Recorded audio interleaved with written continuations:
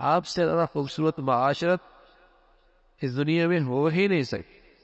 اور آپ کی معاشرت کا خوبصورتی کیا ہے کہ کسی کو آپ کی ذات سے تکلیف نہ ہو۔ آپ کی خوبصورت معاشرت کی خصوصیت کیا ہے؟ اس سے دوسروں کو راحت۔ آپ کی خوبصورت معاشرت کا مزہ کیا ہے؟ اس سے دوسروں کی عزت نفس کا خیال رکھا جائے، عزت نفس کا خیال رکھا جائے، دوسروں کو راحت ملے، کسی کو اس کی ذات سے تکلیف نہ ہو۔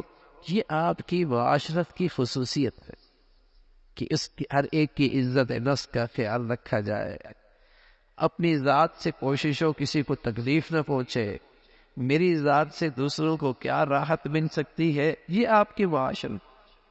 ایسا آدمی لوگوں میں محبوب ہوتا ہے، ایسا آدمی لوگوں کو محبوب ہوتا ہے، ورنہ بس اوقات معاشرت خراب ہو جائے، لوگ کہتے ہیں بھائی اس سے پناہ، اس سے تو آنے سے ساری محفل کا مزہ ہی ختم ہو گیا، اس کے گھر آنے سے گھر کا مزہ ہی خراب ہو جائے گا، بھائی اس کا ساتھ ہونے سے مزہ ہی خراب ہو جائے گا۔ نہ بھائی، اچھی معاشرت، اچھی معاشرت، اور اچھی معاشرت کیا ہے کہ دوسروں کی عزت نفس کا خیال رکھا جائے، دوسروں کے لیے راحت کا خیال رکھا جائے، میری ذات سے کسی کو تکلیف نہ ہو۔